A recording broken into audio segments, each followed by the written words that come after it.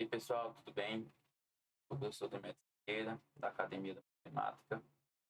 O objetivo desse vídeo hoje é fazer uma revisão geral da prova do SSA 3, da terceira série, agora do ano 2023, chamado SSA 2024, né? A ideia aqui foi pegar as questões que certamente vão cair, né? Questões parecidas aí, baseado nas provas anteriores, né? Que é que vem caindo aí nos anos, tá? Aqui abaixo do vídeo, vocês vão poder notar que eu separei por capítulo. Cada capítulo é uma questão. E aí eu vou colocar o nome do problema, né? Problema 1, e na frente o conteúdo desse problema 1. De repente pode ter algum conteúdo que você já domine e você quer ver logo aqueles que você está com mais necessidade, tá? Eu peço também que vocês curtam aí esse vídeo, compartilhem com o pessoal. Tá? Estou preparando com muito carinho aí para poder ajudar cada um da preparação. E se tiver alguma dúvida, vai postar nos comentários também, tá? Vamos lá começar logo após a vinheta.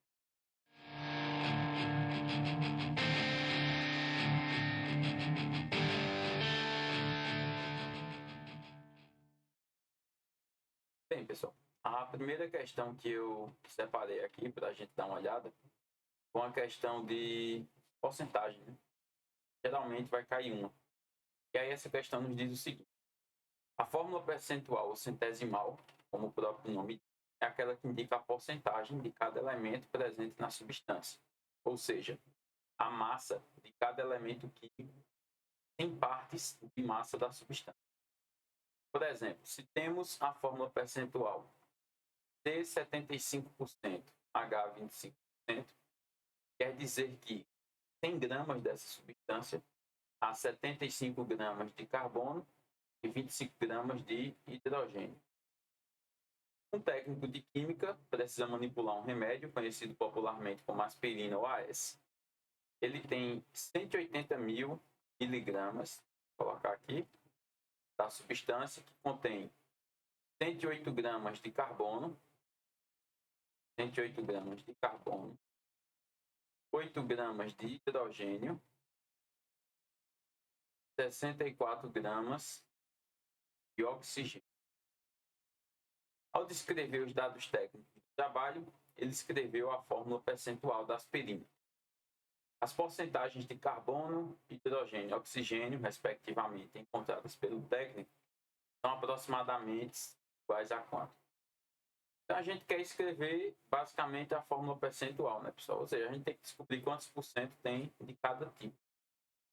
É uma questão que a gente pode considerar fácil a nível de SSA, se cair algo assim, porque é só regra de 3, né? A única observação aqui é a unidade de medida. A massa total da substância está em miligrama. E as massas dos compostos, né, dessa substância estão em grama.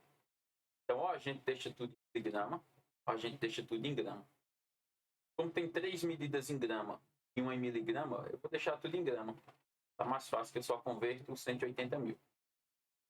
Tem várias maneiras de fazer essa conversão, mas eu vou aproveitar que a gente está fazendo a revisão para SSA, vou usar a notação científica. Então, quando diz ali que eu tenho 180 miligramas, vamos lembrar que esse M aqui, né, ele é justamente o prefixo mili. E mili significa, em notação científica, alguém lembra o que é mili? Notação científica aí? 10 elevado a menos 3, não é isso? Então, 10 elevado a menos 3, aí vai ficar o grama.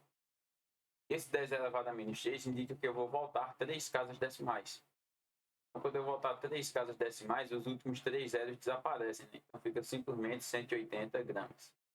Então, essa é a massa da minha substância. 100%, né? E agora, como é que eu faço para calcular as porcentagens? Aí agora, pessoal, é só ter a paciência de fazer regra de 3 ou fazer divisão, não sei como é que você faz para dividir, para calcular a porcentagem. Vou mostrar 2 métodos principais, mas como é fazer regra de 3, né? Então, aqui eu vou fazer uma regra de 3 envolvendo a massa e a porcentagem. A gente já sabe que 180 gramas é o nosso 100%. Então, 108 gramas vai ser o carbono, eu vou chamar de C aqui, tá? Vou chamar até de azul aqui, esse C, ó. C azul, que é o carbono. Então, vamos lá. Eu vou logo cortar aqui esse zero do 180 com esse zero do 100, quando as grandezas são diretamente proporcionais, a gente pode fazer esse corte, né? Número de cima com o de cima, ou de cima com o de baixo, ou ambos, tá? Sempre que uma das grandezas é porcentagem, a gente tem grandezas diretamente proporcionais. Então, por isso que eu fiz o corte ali. Podia ainda simplificar o 18 com 108. Fazer meio pelos extremos aqui, o que é que a gente vai ter? 18 vezes C vai ficar 18C. 108 vezes 10, vai pegar esse 108, vai acrescentar um zero. Quem vai ser C? Vai ser 1080. O 18 que estava lá multiplicando, passa aqui, dividir. Beleza? Eu vou dividir por 2. Vou simplificar por 2 em cima, embaixo. 1080 por 2 vai ficar 540, né? 18 por 2 vai ficar 9. E agora, pessoal, 54 por 9, isso dá exato essa tabuada aqui, né? 54 por 9 dá 6, né? Terminal 54. E aí acrescenta o zero. Então, o que é que a gente acabou de descobrir? E a massa de carbono, ela corresponde a 60% da massa da substância. Beleza? Isso elimina quase tudo para a gente, né? Elimina A e B e elimina E. E agora a gente está em dúvida entre C e D. Agora é tranquilo de saber qual a resposta correta, sem precisar fazer conta, né? Só porque na letra C está dizendo que é 4,44, na letra D é 35%. Então, assim, são muito distantes. Por isso que dá para a gente fazer só por estimativa mesmo. Lembra que na sequência é hidrogênio agora, né? Então pensa comigo aqui, ó. Se 180 gramas são 100%, o que é que vai ser 10% aqui? 10% de qualquer medida é só voltar uma casa decimal, né? Casa aqui 18. Então, 18 gramas são 10%. Pensa comigo. No caso do hidrogênio, a gente não tem nem 18 gramas, né? O hidrogênio ele tem apenas 8 gramas. É menos da metade. 9 gramas seria 5%, que é a metade. Eu tenho ainda menos que 9 gramas. Então significa que é menos que 5%. Então a única que faz sentido aqui é ser a letra C, concorda? Claro, eu poderia ir achando, mas na prova, né, quando a gente já souber qual a alternativa correta, a gente já marca e vai para a próxima, tá? Qual é a próxima observação que eu quero fazer? Não tem a ver aqui com a questão, porque o mais importante dessa revisão não são as questões em si, mas como é que eu posso dizer, essa reflexão que a gente vai fazendo sobre a teoria, beleza? Refrescando a memória também. E podem cair questões envolvendo porcentagens sucessivas, né? Então só tenham cuidado com isso, não é o caso dessa questão aqui, mas quando a gente tem porcentagens sucessivas. Por exemplo, um produto que ele aumentou seu valor em 20%, de repente em outro momento ele diminuiu em 15%. Então, no final das contas, ele sofreu aumento, sofreu redução. Cuidado para dizer, sofreu um aumento de 5%. Está errado isso, né? Não pode pegar porcentagens sucessivas e fazer operações básicas como somar, subtrair. Não dá para fazer isso. Então, como é que se encontra o valor final aqui do produto? A gente pega o valor inicial, eu não sei quanto é, vai depender da questão, e multiplica por esses aumentos dessas reduções. Então, pensa comigo, em decimal, tá? Então, se o produto aumentou 20%, ele passou a ser 120, concorda? Então, a consequência dele ter aumentado 20% é que ele passou a custar 120%. 120% em decimal, só a gente voltar duas casas, né? Que vai dividir por 100, e com 1,2. Tá? Que a gente multiplica por 1,2. Já o 15% é de desconto. Então, significa que eu vou tirar 15%. É como se fosse assim, ó, no 20% eu vou pagar 120%, né? Aí 120% é 1,2. Já nesse 15%, se depender dele, eu vou pagar. Claro que eu estou colocando aqui pagar no contexto financeiro, mas não precisa ser financeiro o contexto. Se eu estou tirando 15%, quer dizer que eu vou pagar 85%. Concorda com isso? Eu vou deixar de pagar 15%. Eu vou pagar 85%. Então aqui eu multiplico por 0,85. Sempre você vai voltar duas casas. Pronto. Aí esse resultado aqui já vai ser o meu valor final. Se o valor final der maior que o inicial, é porque aumentou. Se é menor que o inicial, é porque reduziu. Se o inicial não for dado, aí você bota 100. inicial, porque se você fizer a conta e der 101, quer dizer que aumentou 1%. Se der 97, quer dizer que reduziu 3%. Concorda? Por isso que o 100 é bom, né? Mas enfim, essa observação aí, essa lembrança, beleza? Agora para a próxima questão. E relembrando, se for ficando aí alguma dúvida, vocês postam nos comentários, tá? A próxima questão nos diz o seguinte: o jogo final de um campeonato de futebol terminou empatado. Das 5 cobranças de pênaltis de cada time, restam 2 cobranças. Uma do time A, depois uma do time B, nessa ordem. Então, ó, o time A vai bater um pênalti, ele é o primeiro a bater.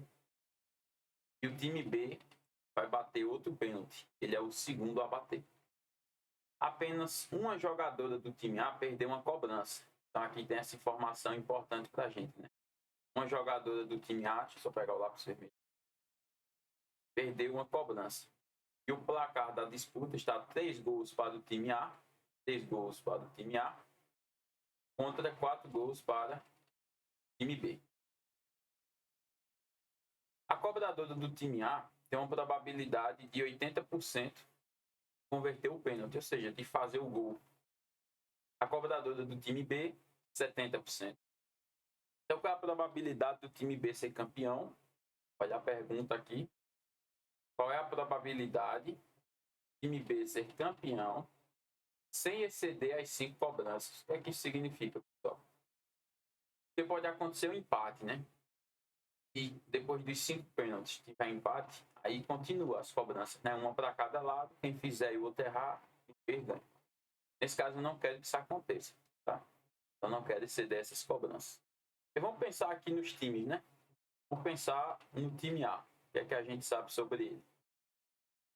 O time A bateu 4 pênaltis, errou 1, concorda? Qual foi que ele errou? Não interessa. O passado aqui não interessa exatamente qual foi que ele errou. Interessa o futuro, o que vai acontecer. Então vamos supor que o time A errou o primeiro pênalti. Pode ser qualquer outro.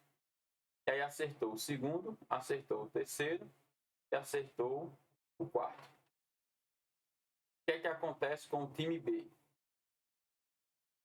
No caso do time B, eles não erraram, né? Então o time B converteu o primeiro, o segundo, o terceiro e o quarto. Aí agora, tanto para o time A quanto para o time B, a gente tem uma última cobrança de pênalti aqui, ó. Nessa última cobrança, o time A pode acertar ou errar. Nessa última cobrança, o time B pode acertar ou errar. Mas o que é que eu quero, pessoal?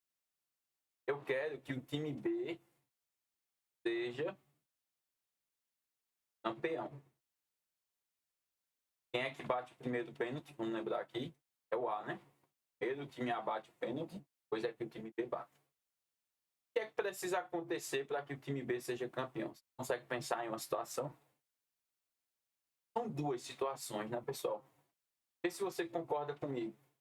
Se o time A bater o pênalti agora e errar, o time B já é campeão. E o time A só vai ter feito 3 gols. Então, mesmo que o B erre o último, nem preciso supor que ele vai errar. Basta que o time A erre. Então, se o time A errar o próximo, o B já é campeão. Então, existe um caso onde o time B é campeão, que é se o A, no próximo pênalti, errar. E aí eu nem preciso ir para o B. O B já é campeão. Só que pode acontecer, não é obrigado que o A erre, né? Pode acontecer do A acertar o pênalti, o último. E aí o time B vai ter que cobrar. Se o time... Aí vai ficar 4-4, né? Se o time B errar, continua empatado. Mas eu não quero que isso aconteça. Eu quero que o B seja campeão. Então, se o A fizer o pênalti, o que é que o B precisa fazer para ser campeão? Também tem que acertar o pênalti. Tá claro isso? E note que não tem como essas duas coisas acontecerem simultaneamente. Não tem como o A errar e ao mesmo tempo acertar. Então, por isso que aqui a gente usa o conectivo ou. Ou acontece essa primeira coisa, ou acontece essa segunda coisa. E esse ou, ele está associado ao que a gente chama de princípio aditivo. Então, aqui eu vou ter que somar essas probabilidades, tá? Tem que calcular as duas, somar. Bem, vamos para o primeiro caso. Qual é o primeiro caso? É o time A bate o pênalti e erra. Aqui não precisa fazer conta, né? Porque se a gente já sabe que a chance da jogadora do time A acertar o pênalti é de 80%, deixa eu grifar isso aqui no enunciado, ó. A cobradora do time A tem probabilidade de 80% de converter o pênalti. Então, se ela tem uma chance de 80% de acertar, qual é a chance dela errar? É 20%, tá claro? Então, a chance da cobradora errar esse pênalti é de 20%, que a gente já calculou. Agora a gente vai para o segundo caso, que ele é um pouquinho mais difícil, porque tem que considerar os dois, né? Tanto o A vai acertar, quanto o B vai acertar. Mas vamos lá, qual é a chance do A acertar? Da jogadora A acertar o pênalti? É de 80%. Então aqui eu não vou colocar 80% na forma percentual, vou colocar assim na diferenciação, eu vou ter que fazer alguma conta ainda. Então nota, eu quero que a jogadora A acerte e a B também. Esse I significa vezes, né? Probabilidade, a famosa regra do I, regra do ovo, né? E o B eu quero que acerte também. Aí também já foi dado no enunciado da questão que a cobradora B ela tem 70% de chance de acertar. Eu quero que ela acerte. A chance dela fazer isso é de 70%. Quando a gente tem multiplicação de fração, assim, a gente multiplica de cima com de cima e de baixo para de baixo, né? Antes de fazer a conta em si, eu vou cortar um zero de baixo com um de cima, cada uma das frações. Eu faço 7 vezes 8. 7 vezes 8 vai dar 56. Embaixo a gente vai ter 10 vezes 10, que é 100. E o que é 56%? Porcentagem 56%. Então eu sei que a chance dos dois acertarem um pênalti é de 56%. E do A errar o primeiro é de 20%. Como é ou, né, não tem como acontecer uma coisa e a outra simultaneamente, então aqui eu tenho que fazer a soma. Então a gente vai ter que a chance total é de 20% mais 56%. Então nossa chance total é de 76%. Muita gente pensa só no segundo caso, né, pessoal? Que é os dois acertarem. Tem os 56% lá. Aí tem que ter esse cuidado aí, que é essa observação. Bem, o que é que eu quero chamar a atenção mais sobre probabilidade? É que pode acontecer uma questão, eu vou inventar aqui uma situação qualquer, tá? Vamos supor que a gente plante uma semente e a gente tem a probabilidade dessa semente germinar. Pode ser qualquer outro contexto, mas vamos supor que seja esse. A chance dela germinar é de 80% da semente. E a questão fala que eu vou plantar 2 sementes. Eu vou colocar com 2, mas poderia ser mais difícil, 3 ou 4, tá? E a pergunta é, qual é a probabilidade de nascer alguma? Essa palavra alguma, tem cuidado com ela em probabilidade, tá, pessoal? Essa alguma também pode vir de outras maneiras, tá? Se for uma pessoa, vai ser alguém. Pode ser pelo menos uma, a mesma coisa de alguma. E aqui onde é que está o problema? E vão ser vários casos, como na questão anterior teve 2, aqui vai ter mais que 2. E o que é que significa que nasceu alguma? Pode ter nascido a primeira e a segunda. Aí nasceu alguma. Pode não ter nascido a primeira, mas ter nascido a segunda. Ou pode ter nascido a primeira e não ter nascido a segunda. Ou seja, são 3 casos aqui, né? 3 pontos. No entanto, o que é que eu quero chamar a atenção? Em probabilidade, se a gente já sabe a probabilidade de algo acontecer, a gente já sabe a dela não acontecer. Por exemplo, se eu sei que a chance de germinar é de 80%, a de não germinar é de 20%. Volta para 100%. Se a de chover é 70%, a de não chover é 30%. Então, aqui o que é que eu quero chamar a atenção? O que seria o oposto desse alguma? Lembrando que alguma pode vir também alguém, né? Ou qualquer coisa desse tipo. Então, o oposto de alguma é nenhuma. O oposto de alguém é ninguém. Quando eu falar aqui ninguém, pode ser também todas, tá? Todas. Todos. Porque depende do contexto, né? Diga assim, ninguém é bonito. O que é que precisa acontecer para eu estar errado? O oposto. Não precisa todo mundo ser bonito. Basta alguém ser.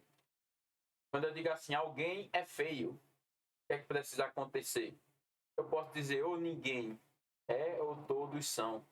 Tá? Então, assim, dependendo do contexto, pode ser ninguém ou todos, tá? O que eu quero chamar a atenção aqui nessa questão, ao invés de você calcular os 3 casos, você pode calcular a chance de não nascer nenhuma.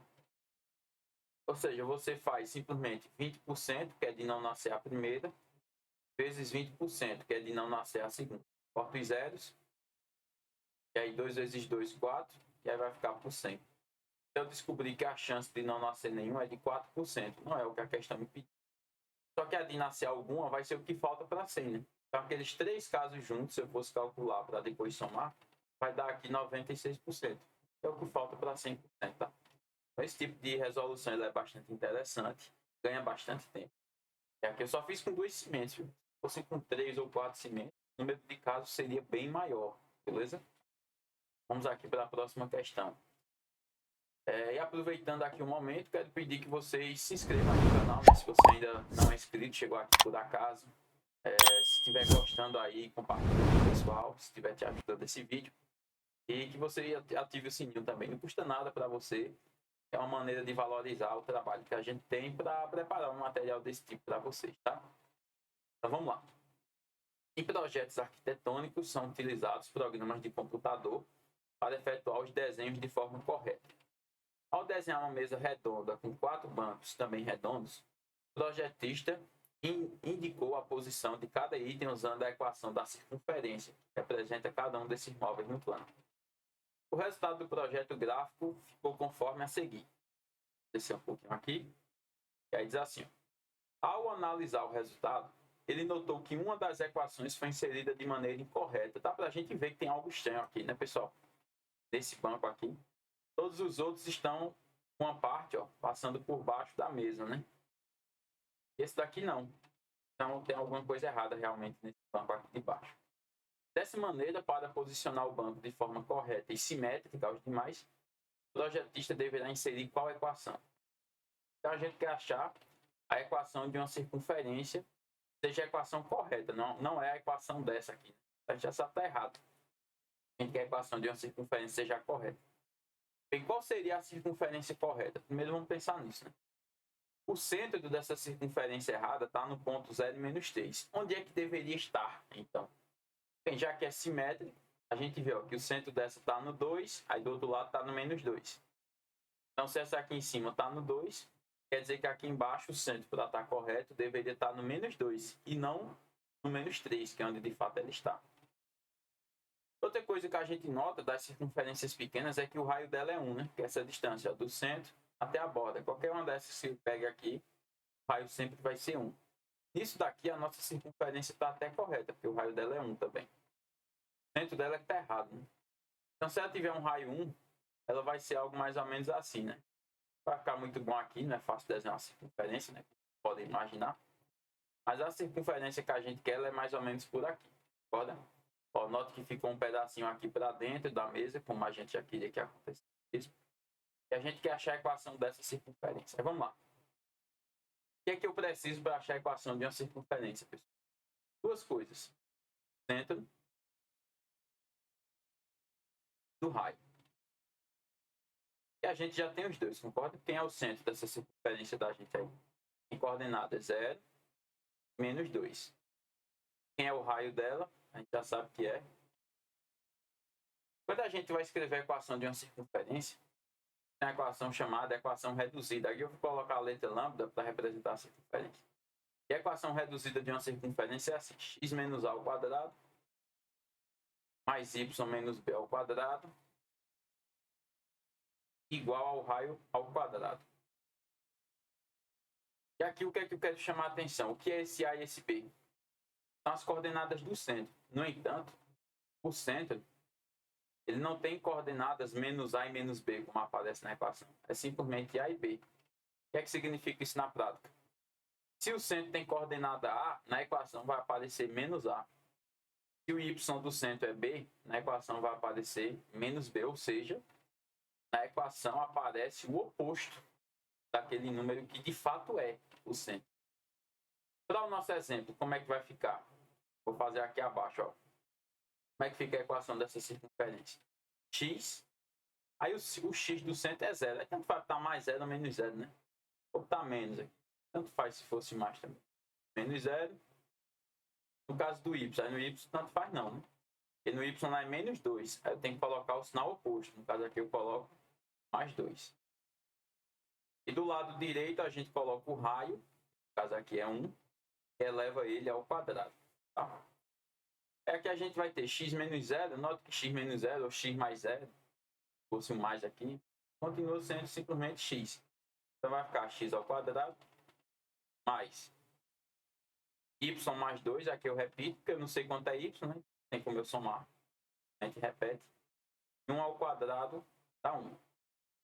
Isso que a gente acabou de encontrar aqui é a equação da circunferência que a gente quer. No caso aqui, a gente vai ter letra B de bola, beleza?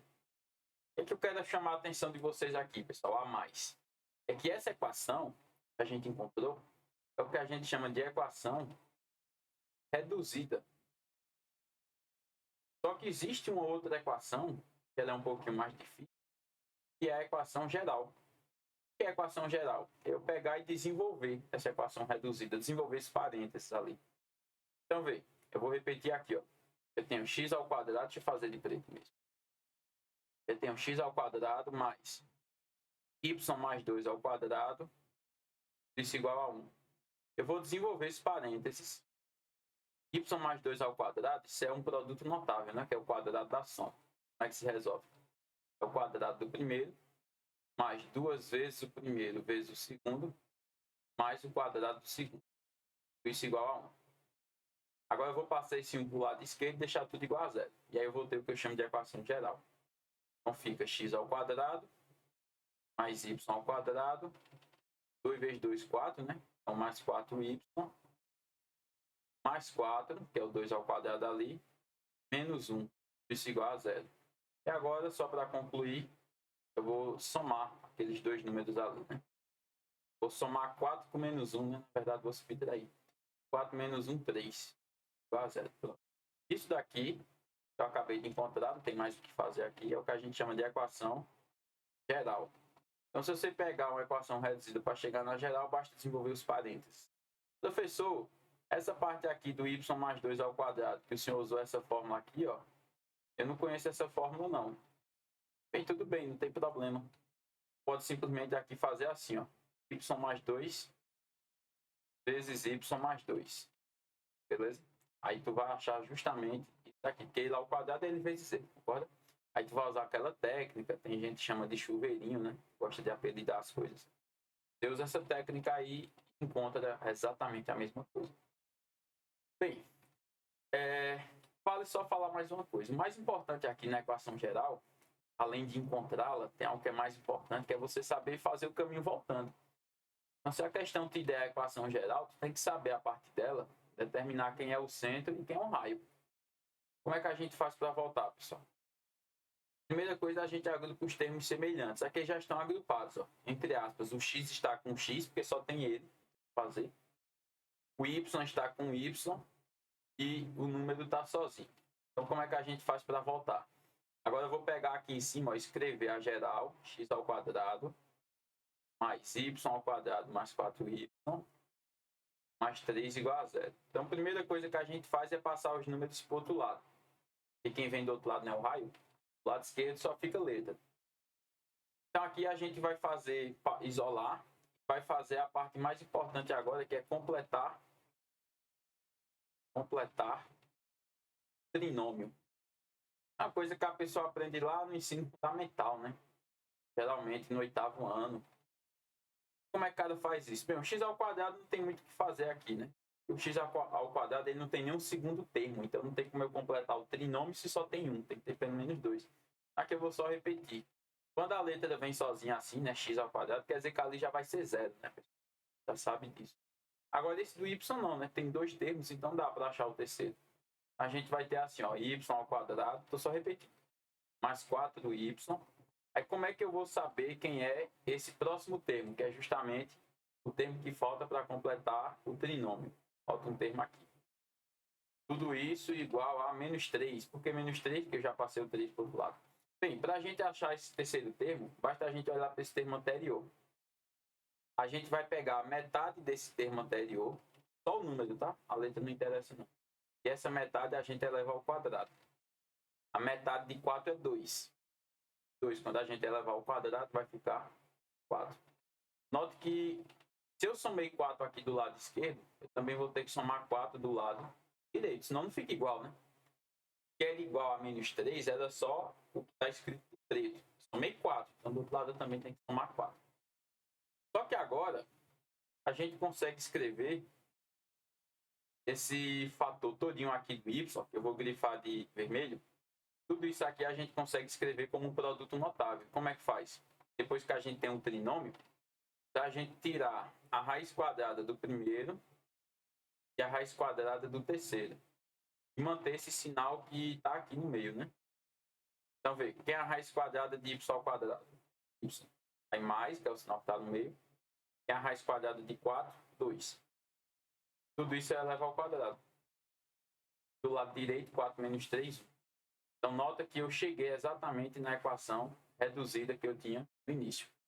E aqui eu já vou saber que o centro é 0 e menos 2, que aparece o sinal oposto, né? O raio é 1. Então, esse é o caminho mais importante, um pouco mais difícil, né? Sair da geral e chegar na reduzida. Se vai ficar alguma dúvida, só vocês falarem aí, tá, pessoal? Vamos aqui para a nossa próxima questão. Essa questão aqui, ela é certa que vai cair, tá? Uma questão envolvendo ou função seno ou função cosseno. Ela diz o seguinte: um estudante de ciências econômicas coletou dados de sua vida financeira e resolveu gerar um gráfico que relacionasse o dinheiro que possuía no banco em função do dia do mês em questão, conforme a figura a seguir.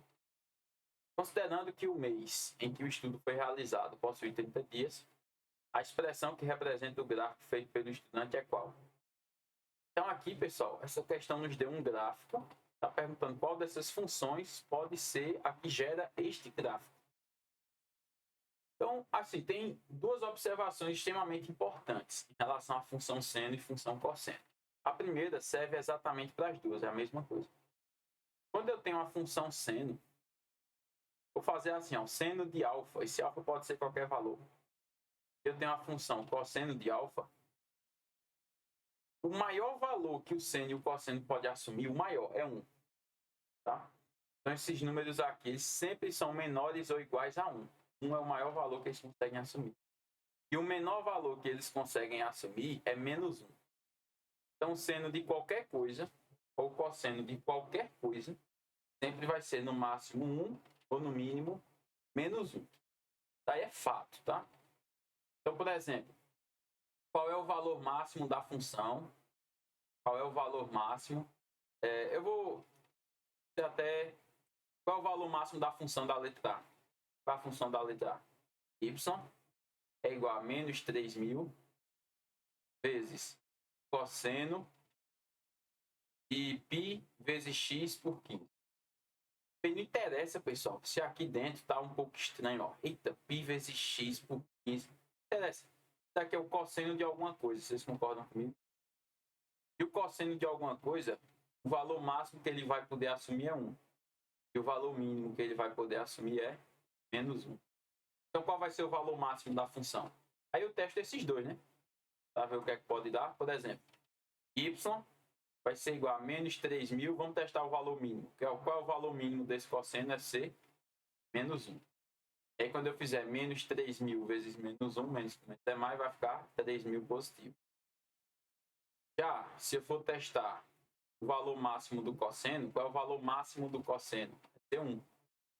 E aí, quando eu fizer menos 3.000 vezes 1, vai dar menos 3.000.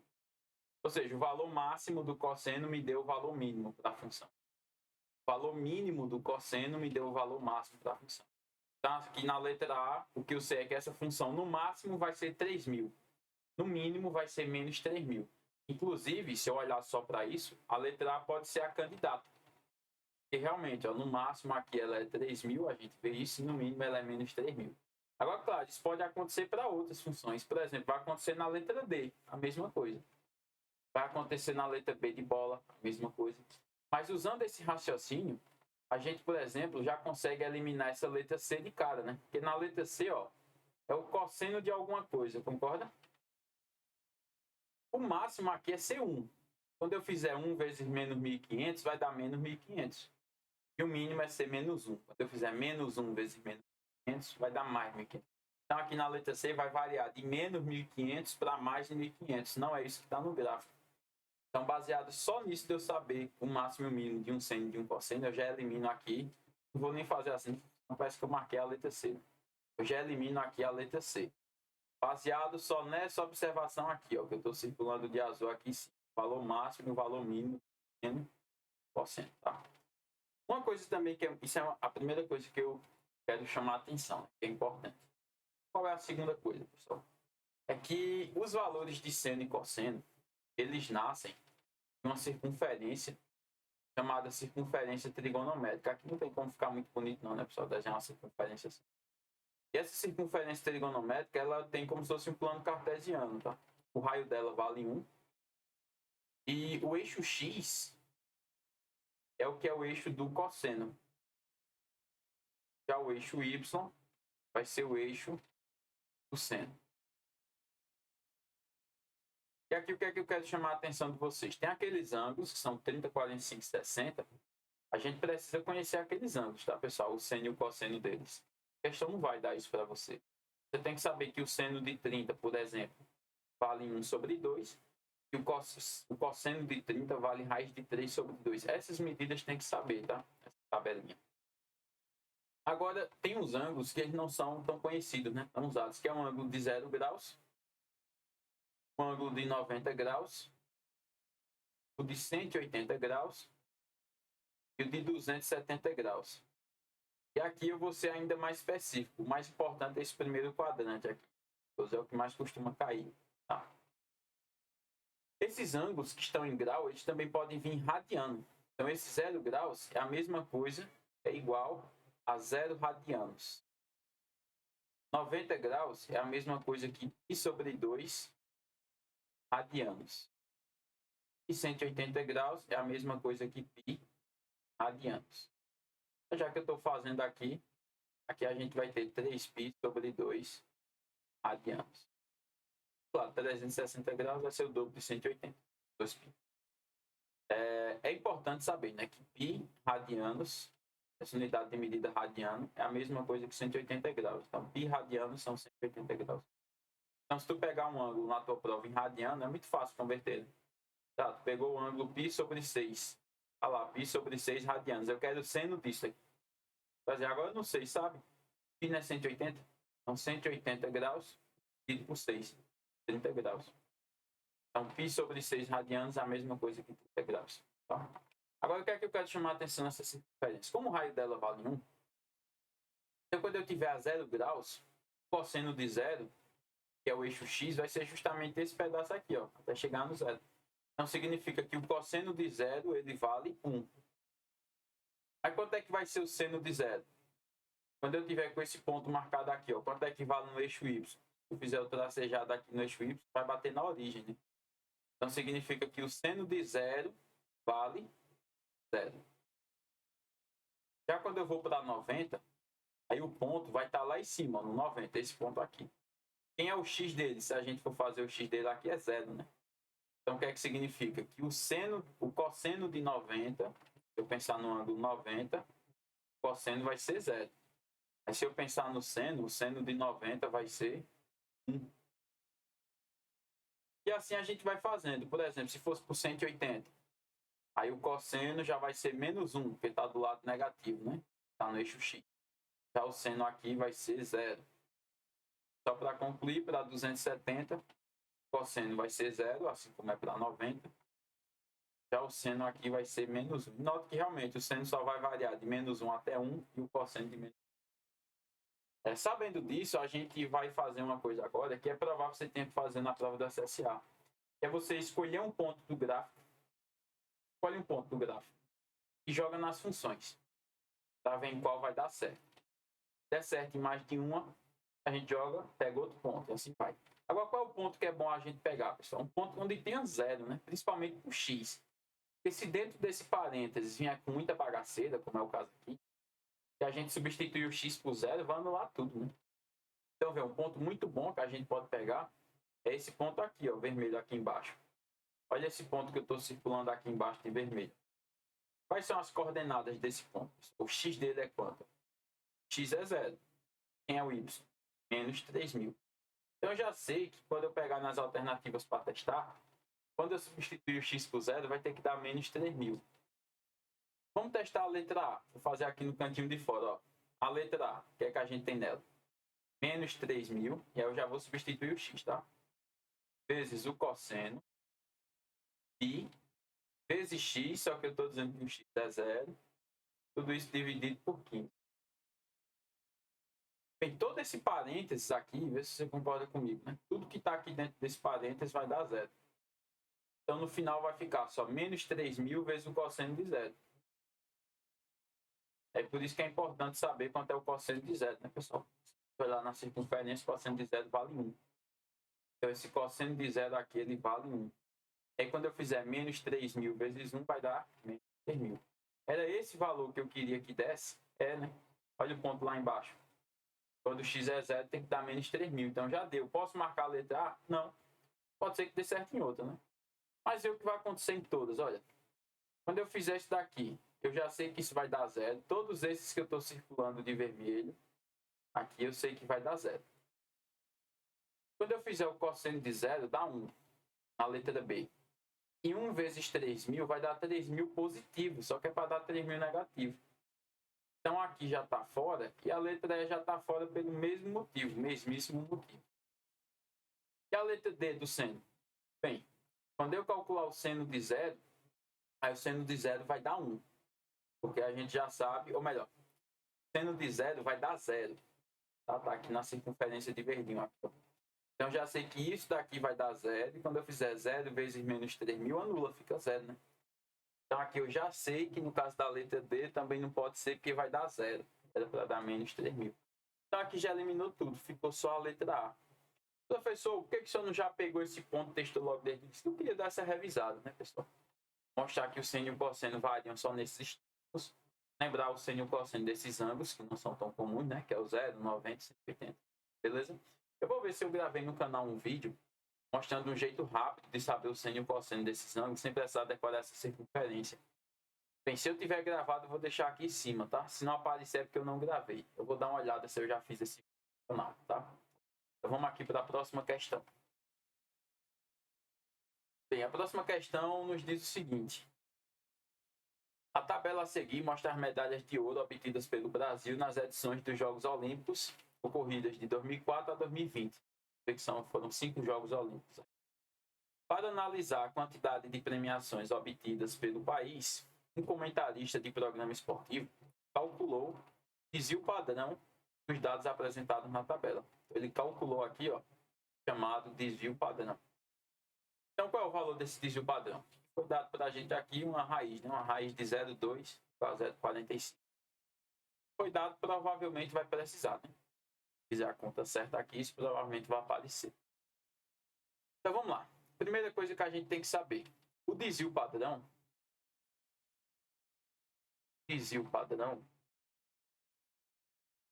que aqui ficou feito, foi um pouquinho mais a perna dele. Ele é dado pela raiz quadrada de uma outra medida estatística chamada variância. Ou seja, pessoal, se eu quiser calcular o desvio padrão, eu tenho que calcular a variância antes. Só por curiosidade, o símbolo para desvio padrão é a letra sigma, parece um ozinho assim. E o símbolo para variância é esse mesmo sigma, só que é ao quadrado.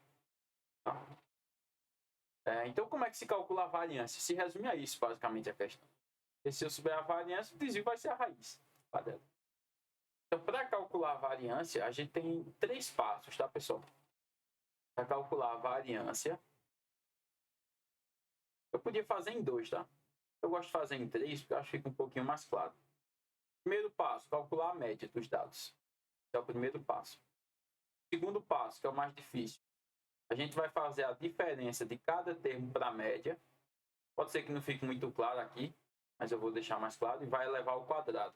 Só colocar o conector aqui para não descarregar o computador. Pronto. A gente vai fazer a diferença ao quadrado e, por fim, a gente vai fazer uma nova média. Essa nova média é a variância, tá?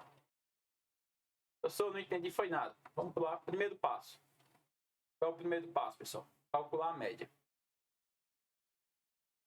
A gente vai ter que somar todos aqueles termos, dividir por 5, né? Porque são 5 Olimpíadas. Então, aqui, ó, 7 lá no quadro. Vou somar de cabeça, ó. 7 mais 3, 10. 7 mais 3, 10. Então, 10 mais 10 já dá 20.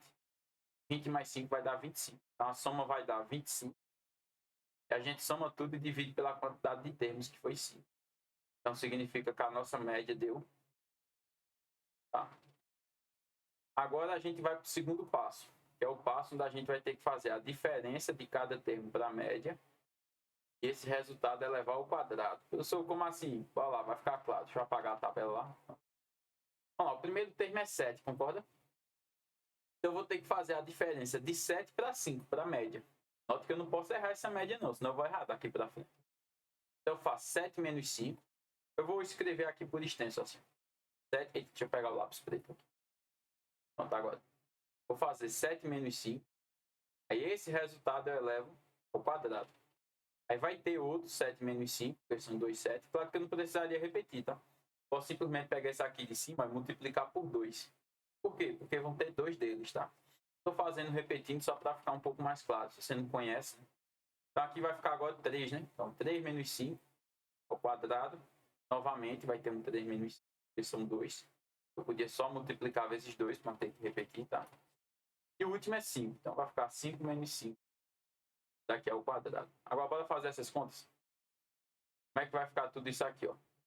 7 menos 5 vai ficar 2. Quando eu levar ao quadrado, 4. Aqui embaixo também é 4. 3 menos 5 é menos 2. Mas quando eu levar ao quadrado, 4. Nota que sempre vai ficar positivo, né? 5 menos 5, 7. Porque mesmo que dê negativo, a diferença, quando eu levar ao quadrado, fica positivo.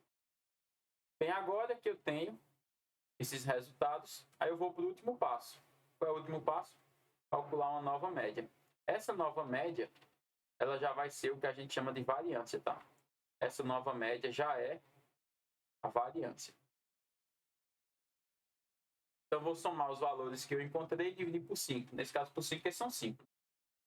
Então, aqui vai ser 4 mais 4 mais 4 mais 4 mais 0. Aqui vai dar 16, né, pessoal? Toma.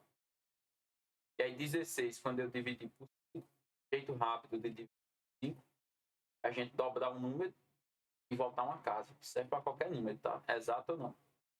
Então, o dobro de 16 é 32. Quando eu voltar uma casa, 3,2. Então, isso que eu achei, note que tem alternativa, mas não é o que está sendo pedido. O que eu achei é a variância. O que está sendo pedido para a gente é o desvio padrão. Quem vai ser o desvio padrão? Vai ser a raiz quadrada dessa variância, que é 3,2. E agora aqui, pessoal, quero chamar a atenção de vocês para uma coisa. Bem, a raiz quadrada de 3,2 tem que ser menor que 3,2. Então, o número que ele vezes ele dê 3,2. Então, não pode, olha nas alternativas, não pode ser 5, nem o próprio, nem 2, né? Porque 2 vezes 2 dá 4. Então, tem que ser 1,6 ou 1,8. O que é que tu faz agora? Testa as alternativas. Simplesmente tu testa, tá? Vai fazer um número que ele vezes ele dê 3,2. Então, vai ser 1,6 ou vai ser 1,8. Se 1,6 der certo, já é ele. Se der errado, é porque é a letra B. Não precisa nem fazer conta para a letra B. Só que aqui eu vou fazer por um caminho, só para explicar por que ele deu aquele raiz quadrada de 0,2. Não é o caminho mais fácil. Mais fácil é você simplesmente testar as alternativas. Então aqui qual é a ideia? Vê. Vê se tu concorda comigo, né? Esse 3,2, ele é 16. Eu já vou fazer o que eu... Inicialmente você pode dizer que ele é simplesmente 1,6 vezes 2, tá? Então, 1,6 vezes 2. Porque 1,6 vezes 2 vai dar 3,2. Outra maneira é se ao invés de 1,6 eu colocar 16. Aí eu não posso fazer agora vezes 2, né? Porque senão vai dar 32. Aí aqui eu tenho que colocar 0,2. E é por isso que ele deu aquela raiz do 0,2 ali. Porque vê, a raiz quadrada de 16 é 4. E a de 0,2 ele disse que é 0,45. E aí 4 vezes 0,45, 1,8. Que é a nossa resposta. Agora, será que a pessoa vai conseguir pensar isso na hora da prova, a pressão da prova, né? Então, por isso que eu digo, é melhor a pessoa simplesmente testar as alternativas. Ver que vai dar 1,8. Beleza, pessoal? Então, nossa alternativa aqui é a letra B. Enem e outros vestibulares não costumam cobrar a variância e o desvio padrão para a gente achar o valor numérico. Geralmente ele já é dado. Pede só alguma análise, tá? E que análise seria essa que a gente tem que saber? Serve tanto para a variância quanto para o desvio padrão, tá, pessoal? Tanto para o desvio padrão. É que quando eu tenho essas medidas aqui altas, quando essas medidas são altas, qual é a consequência disso? É que eu vou ter uma baixa regularidade. Por exemplo, uma pessoa tirou 8 na prova, e na primeira, depois tirou 8, depois tirou 2. Já outra pessoa tirou 6, depois tirou 4, por exemplo. Qual vai ser a média dessa pessoa aqui, né? Se a gente fosse pensar na média final. 10 por 2, 5. Nessa de baixo, a média também vai ser 5. Só que essa pessoa A, eu posso dizer que ela tem mais dispersão do que a pessoa B. Variância e desvio padrão são medidas de dispersão. Então, significa que se eu for calcular a variância para a pessoa A, se você for calcular o desvio padrão para a pessoa A, vai dar maior do que se eu for calcular a variância da pessoa B e o desvio padrão da pessoa B. Porque, embora os dois tenham a mesma média, mas a média não diz nada sobre variação. Então, a gente pega aqui o seguinte, ó, de 8 para 2, a distância está muito maior do que de 6 para 4. Então, esses dados, 6 e 4, eles são mais regulares que 8 e 2. São mais próximos entre si. Então, é por isso que, como a regularidade do B é maior, quer dizer que a variância do desvio padrão vai dar menor. Aqui vai dar menor. Tá? Então, existe essa relação de inverso, né? Quanto maior a dispersão, quanto maior a variância do desvio, menor é a regularidade. Beleza? Quanto mais regular eu for, menor vai ser a minha variância, o meu desvio padrão. Esse ponto teórico aí que é importante, tá? Eu sei que a aula tá ficando um pouquinho longa, pessoal. Daí tem os capítulos embaixo, você pode ir passando se quiser, tá? Vamos aqui à próxima questão. Essa questão, juro composto, quase certo, também cai uma, né? Diz para a gente o seguinte. O investidor recebeu de seu banco uma proposta de investimento em uma aplicação que paga juros compostos mensais de 1,2%. Então, ó, o banco vai me pagar juro composto de 1,2% ao mês. Essa aplicação cobra um imposto sobre a operação financeira, que é o IOF, que é uma alíquota. A alíquota é o valor que vai ser cobrado, que varia de 96% se eu deixar só um dia de aplicação, a 3% se eu deixar 29 dias sobre o ganho. Então, esse imposto aqui, né, de 96% para um dia, ou de 3% para 29 dias, é sobre o ganho, tá claro, né? Não pode ser sobre o que eu coloquei. Imagina lá, coloquei R$100 e tirei no mesmo dia. Aí 96%, eu vou perder R$96, não faz sentido, né? Eu vou perder 96% daquilo que eu ganhei. Se eu colocar R$100, eu vou ganhar R$1,20. Então, 96% desse R$1,20 vai para esse imposto, o IOF. E aí diz assim, né, que a gente tem uma isenção desse imposto a partir de 30 dias. Então, eu não preciso mais pagar esse imposto. Agora fala sobre um segundo imposto. O imposto de renda, cobrado sobre o rendimento. Então, novamente, né, quando falar aqui sobre o rendimento, é a mesma coisa de estar dizendo também sobre ganho, tá? Sobre aquilo que eu vou ganhar. Rendimento é aquilo que rendeu aquilo que eu ganhei. Então, aqui ele é regido de acordo com essa tabela. Se eu deixar até 180 dias, o que eu ganhei, eu tenho que pagar 22,5% de imposto. E assim sucessivamente. Mas assim, antes de aceitar a proposta do banco, o cliente fez uma simulação de quanto resgataria. Resgatar é o que ele vai pegar no final, depois de pagar tudo, tá? Quanto ele resgataria se depositasse nessa aplicação um capital de R$8.000 durante um período de 7 meses. Pediu para considerar que cada mês tem exatamente 30 dias e usar 1,09 como aproximação para 1,012 elevado a 7. Então, qual é o valor de resgate? Essa é a pergunta. Qual é o valor de resgate? Ou seja, quanto é que essa pessoa vai ter no final, depois de colocar o dinheiro lá por 7 meses, pagar o que tiver que pagar de imposto, quanto é que vai sobrar para ela? Então, pessoal, o juro composto, só existe uma fórmula, né? Montante é igual a capital, multiplica 1 mais a taxa elevado ao tempo. Lembrando que essa taxa de juros tem que estar em decimal, que é o que eu já vou fazer. Ah, professor, mas a taxa de juros, ela foi dada lá, ó, é 1,2% ao mês. Ela já é decimal, 1,2, não. Ela está aqui na forma percentual. Eu estou vendo o símbolo de porcentagem. A forma decimal não aparece o símbolo de porcentagem, ou seja, eu já dividi por 100. 1,2 quando eu dividir por 100, que essa porcentagem significa dividir por 100. 1,2 quando eu dividir por 100 dá 0,012. Então, você ir duas casas para frente, você vai ver que volta para o mesmo número. Então, essa taxa de juros é de 0,012 ao mês. E é esse número que eu tenho que substituir na forma. O montante, que vai ser o valor final arrecadado, vai ser igual ao capital, que é o valor inicial que eu coloquei no banco, ou do empréstimo, se fosse um empréstimo que eu tivesse tirado. Aqui vai ficar 1 mais 0,012 elevado ao tempo. E o tempo é o quê? 7. Por que eu vou usar 7? Por que está usando em meses, professor? Porque a taxa de juros é ao mês. Então, o período também tem que estar ao mês. Então, quem vai ser o montante? Vai ser 8.000. Multiplica 1,012, que é o resultado daquela soma, elevado a 7. É para isso que a questão já me disse quanto equivale 1,012 a 7. Ninguém vai perder tempo fazendo isso. Então, quem é o montante? 8.000 vezes 1,09. Não foi dito isso no enunciado, né? 1,012 a 7, vale 1,09.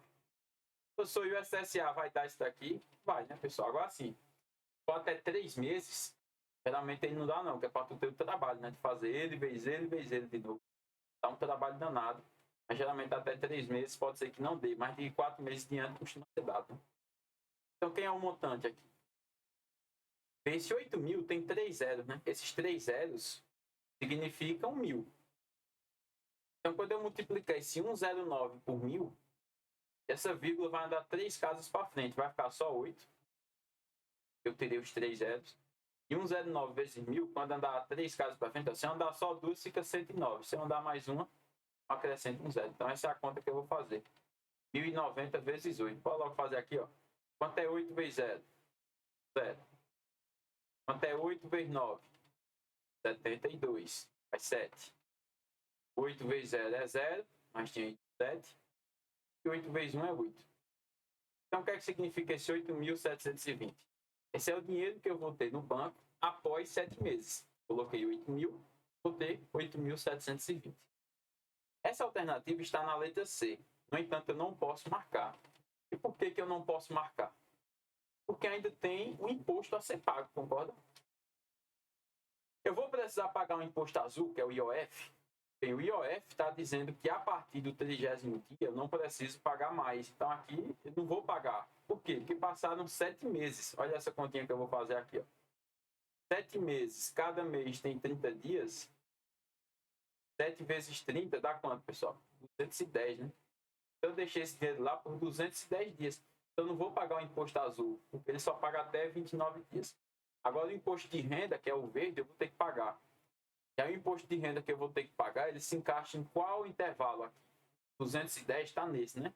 Entre 181 e 360. Eu vou ter que pagar aqui. Pensa comigo. Se eu vou ter que pagar, eu vou ter que tirar 20% do que eu ganhei, então significa que quanto é que vai restar para mim, pessoal? Vai restar 80%, tá claro? Estou dizendo isso porque você pode querer calcular o 20%, não tem problema querer fazer isso. Mas isso não é o que vai sobrar para mim. É o que eu ainda vou ter que tirar. Então eu já vou calcular 80%, que é o que vai sobrar.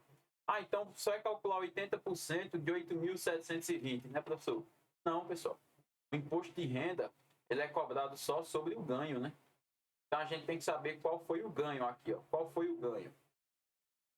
Dá para fazer de cabeça, né, pessoal?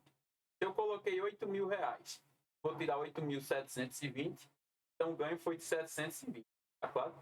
Aí o imposto de renda vai ser em cima desse ganho, certo? Então, bora lá. A gente vai calcular quanto é 80%. Eu vou calcular quanto é 80%, porque já é o valor que eu vou ficar com ele, tá? 80% de 720. Os dois zeros do 100 embaixo, eu vou cortar com os dois zeros de 100. Vou fazer simplesmente 72 vezes 8. 8 vezes 2 daqui dá 16, vai 1. E 8 vezes 7, quanto é? 7 vezes 4, que é a metade, é 28. Você faz 28 mais 28, dá 56. Mas lembra que tinha ido 1? Então aqui eu coloco 57. Então o que é que significa esse 576? e eu vou ficar com R$576. Os 720 só é 1.576. O resto é de imposto. Então, qual vai ser o meu valor no final, pessoal, resgatado? Os 8.000 que eu coloquei, mais esses 576. Então, por isso que a nossa resposta é a letra B de bola. Certo? Uma questão um pouco mais difícil, como geralmente costumam ser as de juros compostos, né? Sempre dá um trabalhinho para a gente fazer. Bem, e agora a gente vai para a nossa última questão aqui da revisão, questão de geometria analítica envolvendo reta. A questão nos diz o seguinte: suponha que duas avenidas perpendiculares são perpendiculares, pessoal. Para quem não sabe, tá? Vocabulário geométrico aqui é que formam 90 graus, tá? Ser perpendicular é isso, é formar 90 graus. Então, duas avenidas perpendiculares entre si foram representadas em um plano cartesiano por duas retas, a reta R e a reta S. Que interceptam no ponto P. O que é que significa que elas se interceptam? Porque esse ponto P, ele pertence tanto à reta R quanto à reta S. Se a reta R possui a equação y igual a 2x mais 3, qual é a equação da reta S? Pessoal, vou lembrar de uma coisa importante aqui, né? Eu tenho aqui, sei lá, a reta R, vamos supor que ela seja essa, e eu tenho a reta S, forma 90 graus com ela, né? Vamos supor que fosse aqui assim, tá parecido ali com 90 graus, né? Tá aqui, ó, eita, deixa eu pegar só a caneta. Tá aqui a gente pode supor, tá mais ou menos certo, né? Tem um ângulo de 90 graus. Essa reta azul, que é a reta R, eu já conheço a equação dela. Y igual a 2x mais 3. Já a reta S eu não conheço. A reta S, ela é y igual, vamos escrever a equação normal de uma reta, sem conhecer os coeficientes, é ax mais b, né? Assim que a gente chama, né? Quer dizer, eu não sei como é que tu aprendeu, se for ax mais b, mx mais n, isso é irrelevante, né? O importante é que esse A, a gente tem que saber o que é que ele significa. Pode ser a letra M também, é o nosso coeficiente angular. Esse B é o nosso coeficiente linear. Bem, por que essa questão me diz que essas retas formam 90 graus? Porque se as retas formam 90 graus, R é perpendicular à reta S, perpendicular a esse símbolozinho aqui, ó. Nota que lembra um ângulo de 90 graus. Então, qual é a consequência disso? É que o coeficiente angular da reta R vezes o coeficiente angular da reta S tem que dar menos 1. Professor, isso é só para esse caso? Não. Para qualquer caso, onde eu tenho duas retas perpendiculares. A consequência de eu ter duas retas perpendiculares é que o produto dos coeficientes angulares dá menos 1. E vice-versa. Tá? Eu sei que o produto dá menos 1, eu também posso afirmar que elas são perpendiculares. Nesse caso, eu já sei o coeficiente angular da reta R. Quer ver? Olhando aqui para essa reta R, já foi dado. Então, o coeficiente angular, esse número que vem com x, é 2. E o coeficiente linear, que nem precisa aqui para essa questão, mas eu vou anotar, é 3. Então, a gente vai ter aqui, ó, coeficiente angular da reta R, 2, vezes o coeficiente angular da reta S, que a gente não sabe, tem que ser igual a menos 1. Então, aqui já vai passar o 2 para o outro lado, que está multiplicando, dividindo. Quem vai ser o coeficiente angular da reta S? Vai ser menos 1 dividido por 2. 1 por 2 dá meio, né, pessoal? Então, o coeficiente angular da reta S, menos meio. Pessoal, por que não deixou em fração? Só por conta das alternativas. Note que nas alternativas eu já posso eliminar a letra A, que diz que é menos 2, a letra B, que diz que é menos 2, só, né? Todas as outras são menos meio. Agora falta achar o coeficiente linear. Mas veja, se eu já sei o coeficiente angular, eu posso substituir na reta S. Então, como é que vai ficar a equação da reta S? Y igual a menos 0,5 vezes x mais b. Agora eu estou querendo achar o valor de quem aqui, né? O de b. Eu tenho que saber por quanto que eu vou substituir o x, por quanto que eu vou substituir o y. Nota que no desenho que eu fiz, essas duas retas elas se encontram nesse ponto aqui, ó. E quem é esse ponto? É justamente o ponto P. Tem coordenadas 3 e 5, que é o ponto onde elas se interceptam.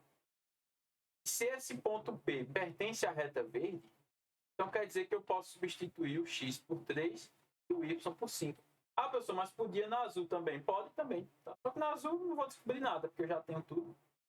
só vou ver que vai dar certo na azul. Mas na verde eu vou conseguir descobrir o B, por isso que eu vou substituir na verde. Então, onde tem Y eu coloco 5. Vai ser igual a menos 0,5 vezes x, e onde tem x eu coloco 3. Tudo isso mais Bzinho, que é o coeficiente que eu quero achar. E aí, bora fazer de cabeça, né? Quem é que vai ser esse Bzinho? Vou ter que fazer essa multiplicação e passar esse número para o outro lado. Então, vai ficar 5. 3 vezes menos meio vai dar menos 1,5. Concorda? Quando esse menos passar para o outro lado, vai passar mais 1,5. Tudo isso vai ser igual ao nosso Bzinho. Então, qual é a conclusão? Que o Bzinho vale 6,5. E aí a gente achou a nossa equação da reta, né? Qual vai ser a equação da reta S, pessoal? Y igual a menos 0,5 mais 6,5. Que é o coeficiente linear dela. Beleza? Então, nossa alternativa, letra E. Última observação aqui é a seguinte. Isso aí são para retas perpendiculares. Se as retas forem paralelas. Bem, existem dois tipos de paralelas.